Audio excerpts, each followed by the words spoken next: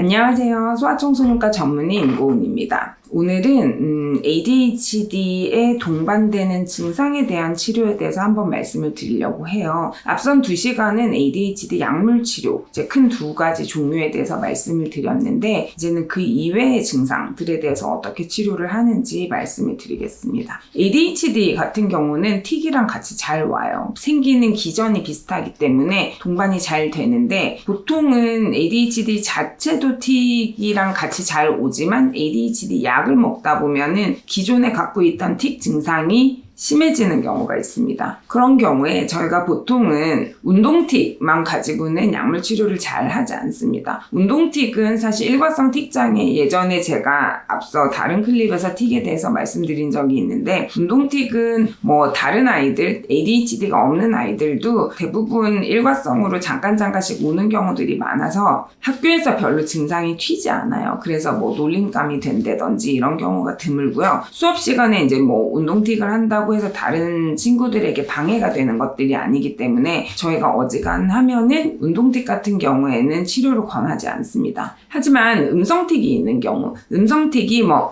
이런 식의 그냥 목소리에서 소리가 조금 난다든지 이런 거 말고요. 보통은 정말로 1, 20초 간격으로 막 소리 지르고 이러는 식의, 아니면 욕설을 한다든지 그게 자기가 조절이 잘 안 될 정도로 음성틱이 있는 경우들이 있거든요. 그런 경우에는 일단은 수업 시간이나 이럴 때 방해가 되고요. 굉장히 시끄럽거든요. 그러면은 다른 사람한테 피해를 주다 보니까 지적을 받게 되고, 그리고 친구들이 놀리죠. 그래서 그런 음성틱이 동반되는 경우에는 저희가 약물 치료를 합니다. 그래서 어린 아이들은 아빌리파이라는 약을 요새 부모님들은 많이들 알고 계시더라고요. 성분명은 아리피프라졸이라고 하는 건데 틱 약으로 아이들한테는 안전해서 많이 씁니다. 경우에 따라서는 할로페리돌, 리스페리돈 이런 약들을 좀 쓰기는 합니다. 이런 틱 약들은 입맛이 굉장히 돌아요. 그래서 밥도 많이 먹게 되고 조금 졸리고 이런 경우가 있습니다. 그래서 저는 보통은 ADHD 약이랑 틱 약을 같이 먹어야 되는 경우에는 이런 틱 약 종류들은 저녁에 먹이고 ADHD 약은 아침에 먹이고 이런 식으로 해서 조절을 합니다. 그리고 앞서 말씀드린 ADHD 약 부작용 중에 잠이 안 온다든지 입맛이 주는 것들을 말씀드렸잖아요. 근데 그게 약 용량을 조절하거나 시간을 조절을 해가지고도 도저히 해결이 안 되는 경우가 있어요. 약을 진짜 줄였는데 또 밤에 잠을 너무 못 잔다든지, 그런데 약을 안 먹으면은 또 이제 너무 행동 조절이 안 된다든지 하면은 어쩔 수 없이 ADHD 약을 먹이면서 잠을 잘 수 있게 도와주는 서카딘이라는 약이 있어요. 외국에서는 멜라토닌을 그냥도 살 수 있는데 우리나라에서는 처방약이거든요. 그 성분 자체는 멜라토닌이라고 해서 우리 몸에서 저절로 생기는 이제 수면과 관련되는 호르몬이에요. 주로 이제 햇빛을 많이 받으면 생기는 호르몬이죠. 근데 이런 것들은 어른들 먹는 수면제하고는 조금 달라서 그렇게 뇌에 아주 강한 작용을 하거나 이런 것들이 아니기 때문에 아이들한테도 꽤나 안전하게 쓸 수 있어요. 저희가 시차 적응할 때도 먹는 약이거든요. 그런 서카딘을 먹는 경우가 있고요. 그리고 이제 너무너무 밥을 안 먹는 경우에는 영빅스라고 하는 그런 식욕 촉진제 이런 거를 간혹 쓰기도 합니다. 그리고 이제 청소년 시기 ADHD 아이들은 우울이나 강박을 같이 가지고 있는 경우가 있어요. 혹은 가지고 있던 게 이제 막 발현이 되는 경우가 있죠. 그래서 그럴 경우에는 항우울제를 먹기도 합니다.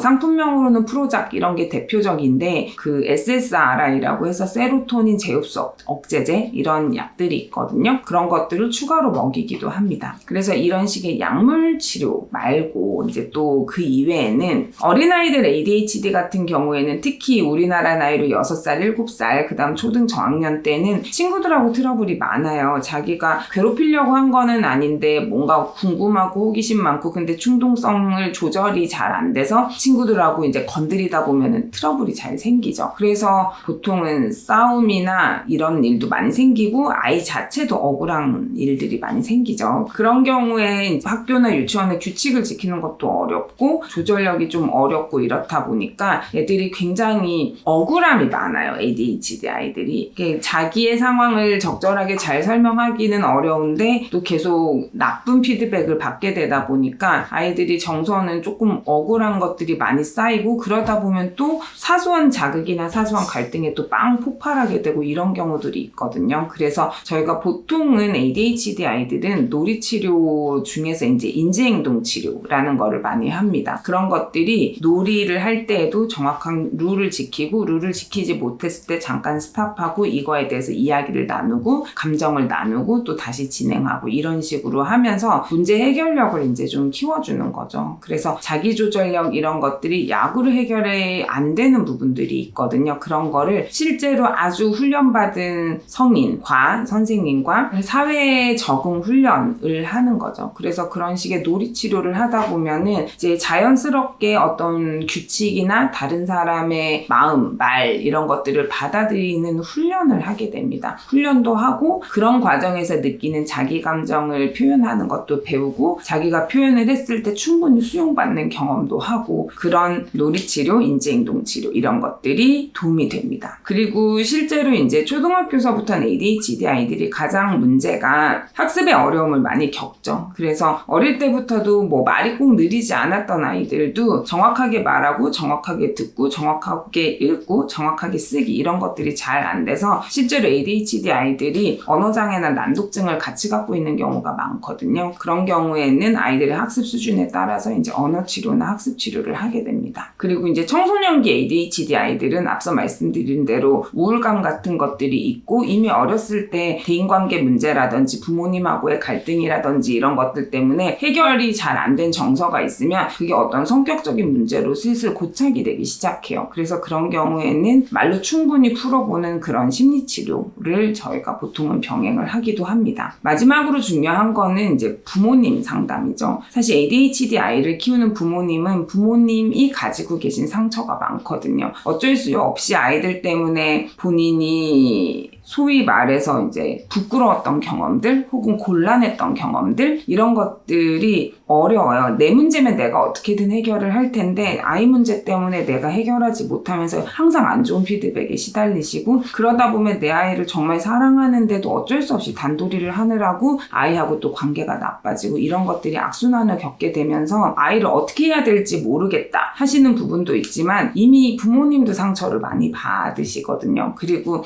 ADHD 자체가 유전이 잘 돼서 부모님 두 분 중에 한 분이 어렸을 때 내가 그랬다 하시는 분들은 어렸을 때 힘들었던 걸 고스란히 가지고 계시는 분들이 있어요. 그래서 부모님 상담, 그리고 부모님이 아이가 이런 행동을 했었을 때 어떻게 하면 좋을지에 대한 현실적인 조언 혹은 교육 이런 것들을 병행을 합니다. 그래서 오늘은 ADHD와 함께 동반되는 증상에 대한 치료를 어떤 식으로 하는지를 간단하게 말씀을 드렸고요. 다음 시간에는 ADHD이기는 한데 부모님이 극구 약물 치료를 거부하시는 경우가 있어요. 다양한 이유로 하고 싶지 않다, 아니면 조금 더 기다려 보시겠다. 그래서 다음 시간에는 저희가 이제 ADHD 비약물 치료, 요즘에는 이제 다양한 프로그램을 통해서 이제 주의력을 좋게 해주는 그런 훈련들이 있거든요. 그런 것들에 대해서 한번 간단하게 소개를 해보겠습니다. 오늘은 여기까지 하겠습니다. 감사합니다.